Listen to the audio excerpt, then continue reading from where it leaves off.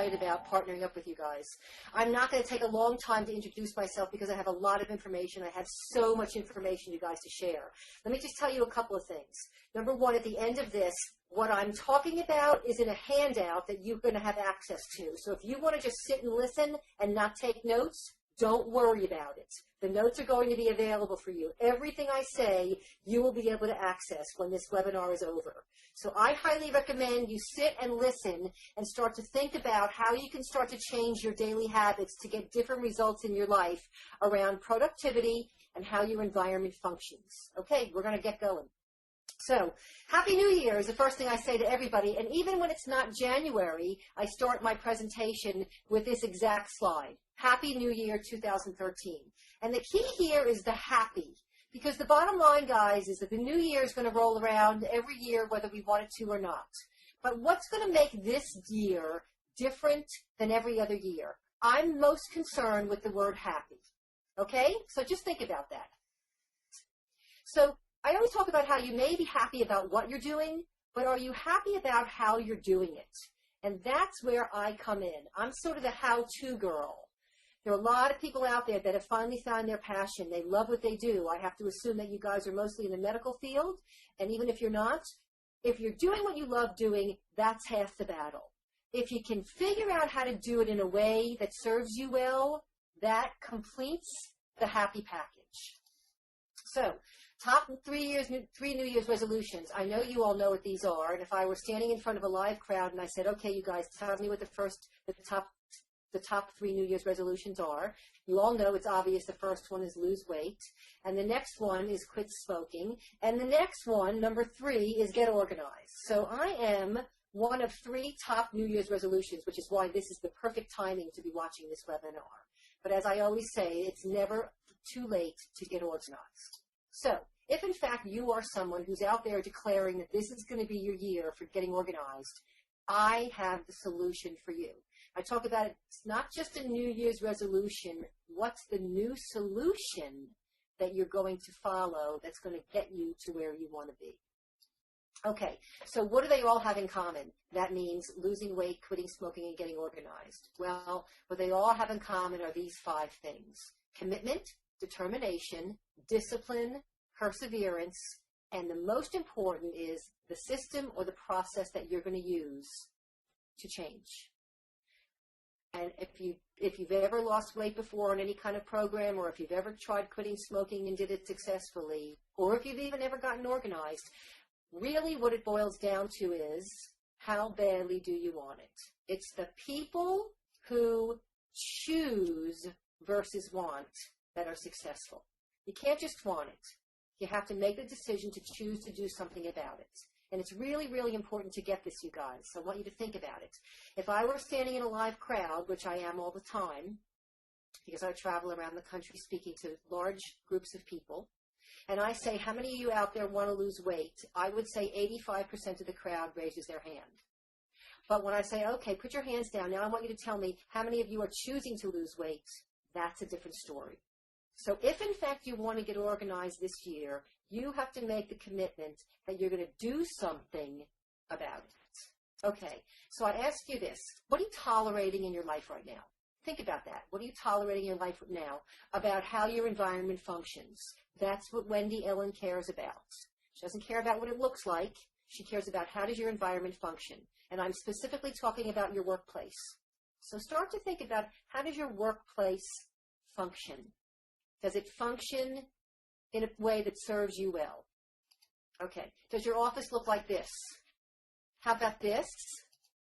Maybe this. I know you think it's crazy, guys, but these are live offices. These are places that I've been in. How about this? How many of you go to conferences and you collect all those bags with all the tchotchkes in them? Come back from your conference, you've already missed 4 days of work. You don't have time to go through that pile, that bag, so you just leave that bag on the floor in your office and you get right back to work. How about this? I'm bringing it home for a couple of minutes. Anybody have a garage they can't fit their car in? I always wondered about this. I've never lived anywhere where I actually had a garage, but I can't imagine that I would actually have a garage and not be able to fit my car in it. What about this? Does anybody have the proverbial electronic bin floating around their office? When I went through this bin, this drawer, with one of my clients, and these are pictures are all of clients I've worked with. They were actually, this person actually owned two pieces of equipment that went to these wires, which means most of this drawer, 97% of it went in the trash. What about this? You know, are we ever going to run out of pens that we have to have this many pens in one drawer? Okay, and does your life resemble this? Which I know, in fact, it does, because everybody's does. So what I really wanted to say is this. You're not alone. We're all not alone in this. Everybody in the world is dealing with the same issue around how their environment functions and how they work and live every day. Because we have so many forms of messages coming into us at once that we don't know what to give our attention to first. So, like I said before, being organized is about how your environment functions. It's not about how it looks. It's a way of living, not a state of being. So even though I am an organized person, the difference is I live an organized life. And what that requires is action. It requires making different choices on a daily basis than you are currently doing. Just like losing weight is making different choices around the way you eat and the way you exercise and the way you sleep than what you're doing now. So I want you to think about that. Okay, does the way your environment functions serve you well? Every choice you make, or sometimes don't make, creates consequences. So in organizing, the biggest skill is keeping your head in the game. You've got to get your head. It's always the ones who are successful in changing habits that they get the mental part first. And when their physical body wants to grab for some piece of cheesecake, they get in their head, nope, that's not going to help me get to my goal. So it's always about what's in it for you. I'm very big into what's in it for you. Because if the reward for you changing these habits isn't big enough or important enough, that's when you start slipping back. Okay, so we're going to talk about the 3 simple secrets for unleashing your productivity potential in 2013. I believe that we all have the potential to be more productive. It's just a question of the choices we make from the minute we wake up to the minute we go to sleep. And the key here, you guys, is simple. If it's not simple, nobody would stick with it long enough to reap the benefits. So it has to be simple. And again, I want to keep saying this. You don't need to take notes. All these secrets are down on a piece of paper that you can get at the end. All your action steps that I'm going to ask you to do are also there. So, number 1, declutter your life. This is actually somebody's daytime, or this is what they carry around with them, which actually makes me nervous just looking at it. So, declutter your life. Clutter is the biggest distraction that you can possibly have for getting things done. So, I want to ask you this. When's the last time you got rid of? Think about when the last time you actually closed your office on a Friday, didn't see any patients, didn't do anything other than go through every single space and get rid of what you don't need. You know, I travel around the country working in doctor's offices, all types of doctor's offices, optometrists, podiatrists, internists, you name it. And the biggest complaint is that they're growing out of their space. And the first thing I see when I do an on-site visit is I look at the space and say, the reason why you're growing out of the space is because you have so much clutter in this space, you don't even see the space that you own. So how about let's start to buy some space in the actual space you have, okay? And I always tell people, you know, you can live above your means spatially, just like you can live above your means financially, which means you actually have more stuff than the actual physical space you live in or work in can hold. So think about that. So I want you to start thinking of the space that you work in and looking around you and seeing where you could possibly get rid of. Now, I always tell people I'm 56 years old. And based on how healthy I think I am, and to my knowledge I am, I probably have at least another 30, 40 years left. And particularly since people are living so much longer these days. If I don't get rid of what I collected over the first 56 years, where am I possibly going to put the next 30, 40 years worth of stuff? Because it's not going to stop coming in. That's easy. The stuff comes into our life with no effort on our part. But the stuff won't go out of our life without some effort on our part. So I want you to think about what you can get rid of. I want you to think about how many times you're looking for something that you just had your hands on and you can't put your hands on right now because there's so much stuff around. Or maybe you went out and you bought a new jump drive, flash drive to use for a presentation, and you came back to your office and you put it down and literally you can't find it 20 minutes later. Or something you potentially printed off the printer and you put it down and then you put several things on top of it, and now you can't find it again, so you just keep reprinting. I mean, there's a method to my madness. It's not about being perfect. It's not about anything other than having your environment function in a way that serves you well, that keeps you from having to spend wasted minutes looking for things that you can't find. So my biggest question also is, so we all know this Jerry Seinfeld episode of Decluttering Your Life. Look at that wallet. There's probably lots of people out there that have wallets like this. So you'll know that the physics of clutter will often come into your life without any assistance on your part, but it will rarely go out of your life. Here's an instance of how clutter comes into your life. The mailman delivers something to your house every day. And most of it actually is clutter. So, clutter, you guys, this is a great definition. Clutter is nothing more than a manifestation of indecision. Think about it. Nothing more than a manifestation of indecision. So you don't decide, and you don't decide, and you don't decide, and before you know it, you got a mess of clutter. Okay? And that's one of the biggest distractions. It's why most people can't get any of their work done. So, and my main concern when it comes to clutter is what could have potentially fallen through the cracks. Think about that. Okay. You think this is bad, you should see the inside of my head. If any of you out there are people that don't write things down, your head was not meant to walk around with everything you have going on. So if in fact this is you, I want you to get in the habit of start to brain dump every day what you're carrying around in your head that you're so incredibly worried about. See, this is what I tell people when they ask me, well, tell me how your life is different because you're organized than mine is. And I would have to say that the really one clear explanation that makes me different, doesn't make me better, it just makes me different, is that when I turn the light out at night, my head turns off. That's a big difference from a lot of people out there who, when they turn the light out at night, their head turns on. And they wind up laying there for the next 30, 40 minutes, thinking about all the things they didn't do today, thinking about all the things they have to do tomorrow, hoping that they're going to remember the things they have to do tomorrow, worrying about what might have fallen through the cracks today. And when you have a system for getting control of your workload and you're organized, you can literally turn the light out at night and turn your head off and have a good night's sleep. I'm never worried about what I did or didn't do or what I need to do tomorrow. Never. Because I have a system for when I wake up in the morning and I go to the place where it is, it's going to remind me. So, action step number 1.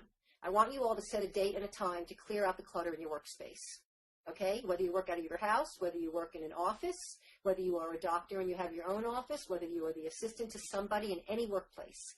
I want you to set a time to clear out your personal workspace. And I call it the 1 bag, 2 box process.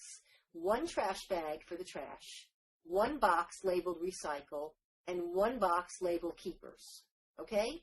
Trash, you know what to do with it, goes in the garbage. Recycle can be paper or it can be anything that you're going to recycle to somebody else. It goes in a box that's called recycle. And then you're going to have left the box that's labeled keepers, all the stuff you want to keep. And once you're left with just the keepers, you can then find permanent homes for those keepers. Okay? If anyone has any questions about any of this information, I'm at Wendy at wendyellen.com. And it'll be on the very last slide of this. But I'm going to put it out there now, because if you want to write down one important thing, it's my email address. I am making myself available to you for anybody that has any questions about this, wants to process something with me, has a challenge, whatever it is, Wendy at wendyellen.com. Okay, so number 1 action step is to set a date and time to clear out the clutter. Number 2, this is huge, guys, get control of your daily workload. And I want you to see this picture here. It's called my Command Central. It is my system for setting up, getting control of the stuff that's going on in my life that's paper. And I tend to be more of a paper person. Even though I get most of my stuff comes into me electronically through my email, I like to touch and feel, and I work out of my office in my home. This is the drawer that I'm sitting right next to at this very minute. It's got 1 through 31 staggered files, which is the month I'm in, which is January. And then it's got January through December files behind it. And for those of you who are wondering what those orange dots are, those are the weekends. So every time the month changes, all I do is change the 2 orange dots to indicate where the weekends are in my month, and then I use the same system. Nothing changes in this drawer, you guys, except the orange dots. Okay. So, anybody have to-do lists? Look at this. Look at these to-do lists. Anybody have millions of piles? This is one client. One client. Here's one where he's now put to-do lists. This is actually a doctor. He's now put his to-do lists on the wall in his office and now on his door. He has lists everywhere. If that's not enough to stress you out, I don't know what is. So the key is, guys, I want you to set up a system that requires the least amount of effort. Remember what I said, if it were not easy, you wouldn't stick with it long enough to reap the benefits. So the key is set up a system that requires the least amount of effort. And I want to also say this. There's no system out there for getting organized that doesn't require some effort on your part. If there is, I want you to email me immediately if you know of one. Because up until now, and I've been doing this for 12 years, I don't know of a system that doesn't require any effort on your part. So let's set up one that requires the least amount of effort. Okay, so this is something that we all know. You don't need to write this down, but there are 5 incoming items that come into our life all the time. Paper, emails, voicemails, verbal requests from others. That means you're walking down the hall in your practice or your office and somebody asks you to do something. That's an incoming item. Or your own thoughts. You're sitting at a red light on your way home from work, and all of a sudden something pops into your head that you remembered you need to do. So 5 things come into your life all the time. Okay, so what I want you to start doing is responding instead of reacting. And that's what most people do. They're reacting versus responding. And responding means responding when it comes in. That's the key here, guys. Responding when it comes in. It doesn't mean you have to actually do it. It means you need to do something with it. So let's talk about this. You're going to make one of 5 choices. The first choice is let it go. If something comes into your life that you don't need, whether it's an email, whether it's a voicemail, which you know how to delete, whatever it is, whether someone hands you something, whether the mailman delivers it to you. What do we all do, guys, when the mailman comes? Most of us get the mail out of our mailbox. We take all of the mail out of our mailbox. We don't just take what we want. We take it all in our house. And if you're anything like me, you stand by your kitchen trash can and you sort it right there because most of it is junk. And then whatever you need to keep, you take. I give my husband Marty what he needs and put it in his mail slot in the kitchen. And then I take what I need and take it upstairs to my office. So when it comes to the physical mailbox, we all know what to do. But when it comes to the email inbox, we don't quite live that way, and I'm going to get to that in a few minutes. So the first thing is you're going to let it go. When you remove the things you no longer need, you can focus on the things that are most important. So it's actually instrumental in getting rid of the stuff you don't need immediately so that you can focus on what's left. Number 2, let it go to someone else. That's another way of saying delegate. So if you all have people in your life, in your world, in your workplace that you can delegate to, you know what you can and what you can't delegate. Get good with delegating. And one of the handouts that I'm going to make accessible to you is a really good, easy delegation checklist. How to become a better delegator. Number 3, do it now. Do it now means 2 minutes or less. So when things come into you, let's say, for instance, an email comes into you and it's Wendy Ellen. Wendy's asking you for a book that you recommended the other day when she ran into you in the grocery store and she didn't write it down and she can't remember it. If I email you and say, hey, you know what, I forgot that name of that book that you had suggested in the grocery store, you want to email that back to me and get it off your plate. Okay? I'm known as the 2 minutes or less girl. Everybody knows that if you get something to me and I can answer you in 2 minutes or less, I'm doing it. I want to get it off my plate. Hey guys, I want you to look at your life as one big volleyball game. This is Wendy's juicy tidbit number 1. I talk about my juicy tidbits all the time. This is Wendy's juicy tidbit number 1. Look at your life like it's one big volleyball game. Okay? Your work life. Your goal every day is to get as many balls out of your court as possible. That's your goal. Doesn't matter what you do for a living. Even if you're a doctor, I mean, I'd love for doctors to think that they only get to see patients all day long and that they have no other work. But the reality is, we all have work. We have work to do that's not about seeing patients. So when you sit in your computer and you get back at the end of the day, you sit down your computer. Your goal is to get as many balls out of your court as possible. So I'd be looking for the 2 minutes or less things and pop them out of my court, respond, and get them out of your inbox. This way, at the end of the day, you can experience productivity. I love when I get up in the morning and I come to my office and I see how many balls I can pop out of my court every day. That means I'm pushing them into someone else's email inbox. It doesn't mean they're not going to come back to me. It just means that I'm getting them off my plate for now. And it's much easier to work that way when you have less emails staring you in the face. Okay, fourth action. The fourth step is you're going to create a further action file. That's the command central right there. That's items that you need to take further action on, that you need to keep. So if something comes into my life that I don't need to touch until next Tuesday, whatever next Tuesday's date is, that's where this piece of paper is going. I print it out, I stick it in there. You can see right here, there's a folder. That's probably a folder that says Clear Channel presentation, because on that very day, I'm doing a presentation to Clear Channel. And so if I'm doing a presentation on a certain day, I'm keeping all the presentation documents in one folder, and the folder's living in the day that I'm actually doing it. Okay? This is the best, easiest system. We all know our numbers. We all know our months. Doesn't get any easier than that. We're taking it down back to basics. This is the old-fashioned tickler system that we've been talking about for years. Okay, if anybody out there has a file that says this will get you in trouble. Current to-dos is a no-no. Because what happens is you're putting all these things in a file that says to-do, but you're not committing to doing them. And so you keep going through this pile that's in this folder and never doing anything with it. Okay, the fifth choice is a future reference file. That's an A to Z reference file. So I have a momentum reference file, which is my business, and I have a family reference file, which is my personal. In my family reference file, the files say Delta, eBay, Wendy, Marty, Blair, and Leah, my husband, myself, my 2 kids, Ruby, my dog, travel, insurance, automobile, all the things that relate to my house that I want to keep documents for, live in a file, and it's filed alphabetically. So if Marty comes home and he has a document, I say to him, you know what, that's the Edward Jones statement. It's upstairs in the file under Edward Jones. Go in there and take the last statement out and put the new statement in. Easy peasy. Okay? So again, let it go to someone else, do it now, further action, future reference. You're going to get all this in the handouts, guys, so don't worry about it. If you have no system, you're a stacker, a spreader, a stuffer, or some combination of the 3. So this is a doctor's office that I worked with a couple of years ago. This is what I came into. No rhyme or reason to everything, clutter everywhere, piles everywhere, stuff shoved everywhere. There's another picture of it, okay? Stuff everywhere. This is now what his office looks like. On the right, you can see we have an A to Z reference file with all the tabs in a row, so you can find things easily. And if you look over here, there's his command central, 1 through 31 and January through December. Everything in his office has boiled down to either 2 drawers.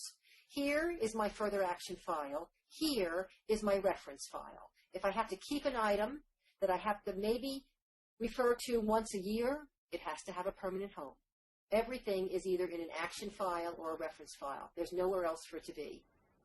So this is what his office winds up looking like, which is awesome.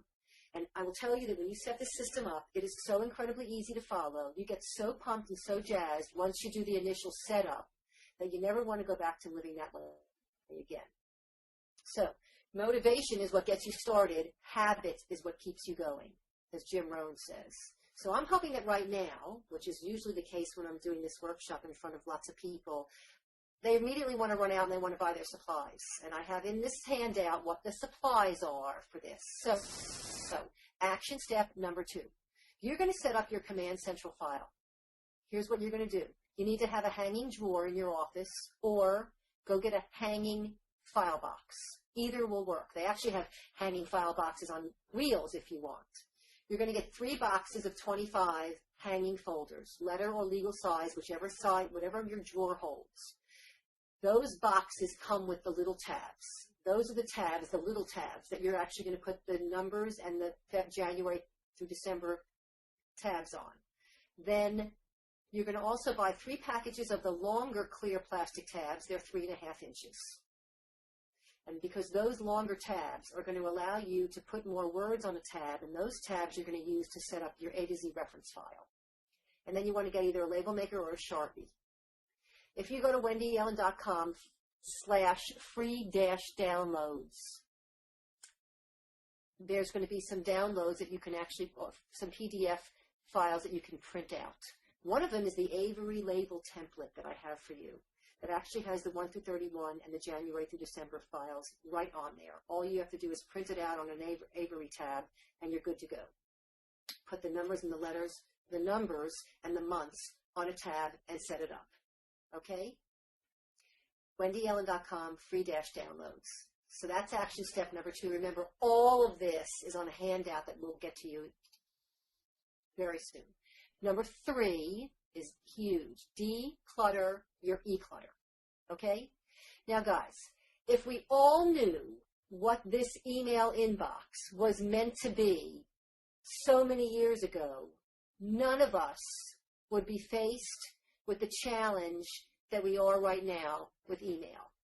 Okay? And if I'm in a group, I'd be asking you all, can anybody throw out the name of what's the word I'm looking for? But since you're not going to answer me, I'm going to tell you. This is what an email inbox is meant to be. Right there. That's what an email inbox is meant to be. And for those of you who don't know what this is called, it is called a loading dock. Guys, our email inbox is only meant to be a loading dock, which means nothing lives permanently on a loading dock. It goes in and it gets moved out. It goes in and it gets moved out. Truck pulls up to the loading dock, unloads the truck. From there, it goes to where it needs to go. So if you guys would start looking at your email inbox as a loading dock instead of a permanent place for 20,000 emails, you would not be nearly as stressed out as you are. So 4 reasons for email overload. You're unfamiliar with Outlook or whatever program you have. You don't schedule time for email processing. You're checking versus processing. You're looking for fires versus making decisions, or you have no good system for storing. So, cleaning out the email inbox, the goal is 0.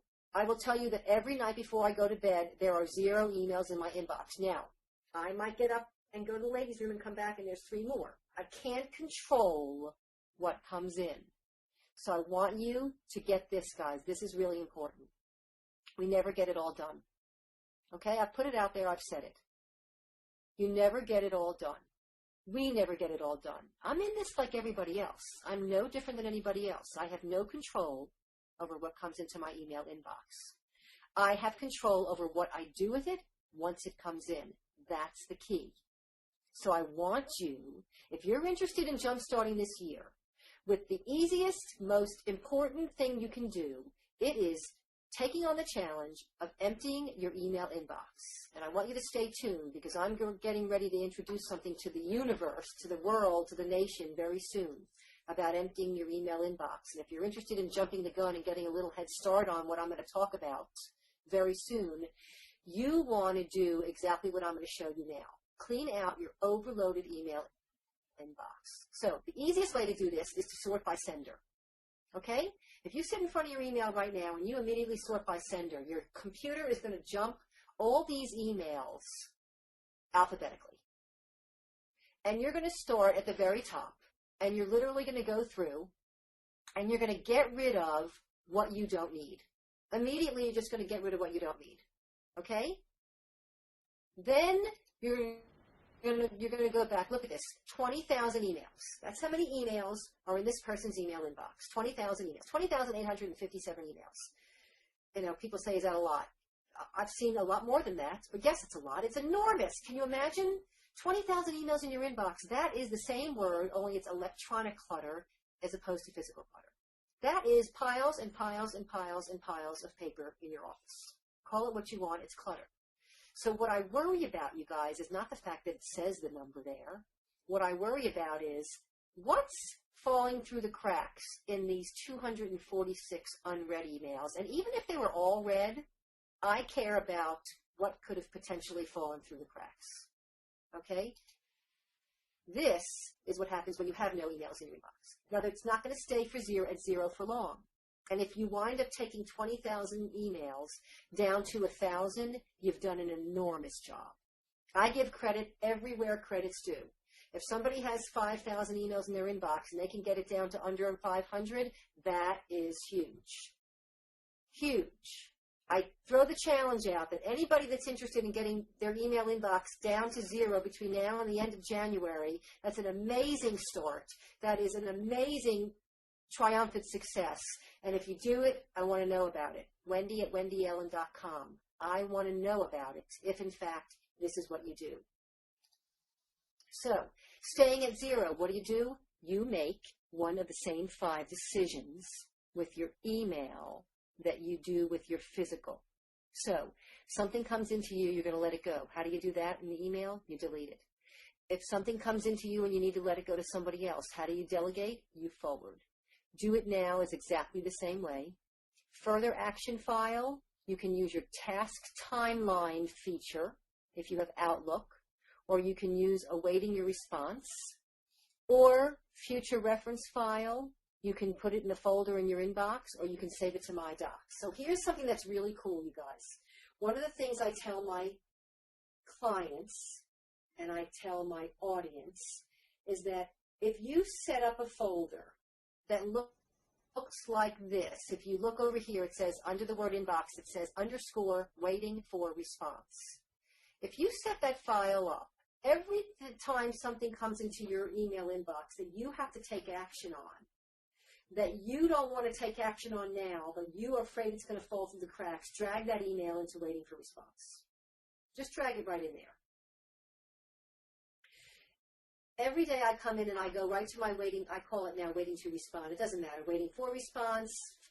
There's a million things you can call it. What it is, it's a pending file that you have to work out of. It's your action items. You can have it called waiting for action. You can have it called action items, follow-up file, whatever you want to call it. But what it is, it's a place for you to drag those emails that you have to attend to that you're not going to do right now. So if I have 20 emails in my inbox and I'm going to go in there right now and process, here's what's going to happen. The first one's going to come in, it's junk, I get rid of it. The second one's going to come in, it's a 2 minutes or less, I'm going to respond and delete. The third and the fourth and the fifth are things I have to do, but I'm not going to do them now because they take more than 2 minutes. I'm going to drag them into waiting to respond. The next one is something that I might want to save, but I don't need it now. I'm going to drag it into my into the folder that I've named Wendy Ellen. Let's say you want to start getting emails from me. You want to sign up for my blog and you want to hear from me once a month because you want to read them. You might not want to read me when you get me, but you don't want to get rid of me. Drag me into a folder that says Wendy Ellen. And when you get a couple of minutes, decide you're going to click on Wendy Ellen and see what I have to say. You don't have to have it in your email inbox.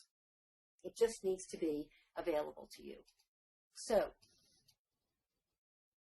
action step number 3. I want you to commit to cleaning out your email inbox. The first thing you're going to do is sort by sender. You're going to delete all the emails through A to Z that you don't need. Then you're going to go back through the alphabet, and you're going to set up people files or subjects. Maybe you want to just create a marketing file, and everything that's relating to marketing your business, or patient files, whatever you want to do. Insurance, HR, doesn't matter. Set up files so that when emails come into you that you need to keep, that you might want to refer to, just like the A to Z reference file in your drawer, you're going to create an A to Z reference file in your inbox. Drag those emails to the people files or the subject files when they come in. Then you're going to set up an _ waiting to respond folder. Those are for your follow-up items. I put an underscore before the W so that it puts that file right under the word inbox. I want it to be up top. If I don't put the underscore, it's going to put it all the way down under the W's because it automatically files things alphabetically. Then I set up a _ read file. I drag all the things I want to read, but I don't want to read them right now, but I don't want them to be in the big black hole of inbox. I put it in a read file and continue to process this until when you're done, you've gotten rid of all the clutter. You've delegated because you forwarded all the things you don't need. You've put all the things you need to take action on in the waiting to respond file. You've taken all the emails that you need to read and put them in the read file. All the people / subject emails that you need to save go in those files. And before you know it, guys, you're down to just what's coming in. And you're going to start doing this as it comes in. So that's action step number 3. Okay, so these are your 3 simple secrets for unleashing your productivity potential. Number 1, declutter your life. Number 2, get control of your daily workload. And number 3, declutter your e-clutter. Now, I've done purposely, I just want you to know that here is where you find the handout for this, which has the declutter your workspace and the action step, number 1, the get control of your daily workload and the action step, number 2. Where you can actually get your free downloads is on this handout. Then number 3, declutter your e-clutter, and action step number 3, and my email address. So I want you guys to go to wendyellen.com/DMS for discount medical supplies -handout. wendyellen.com/DMS-handout is where you can get the handout for this webinar. And John Siegel is kind enough to post this. As soon as this webinar is over, I will get these to him, and he will make them accessible on his website as well. So that is the content, and I'm leaving enough time open for questions. For anybody that has specific questions about something, I'd like to help you right here and now.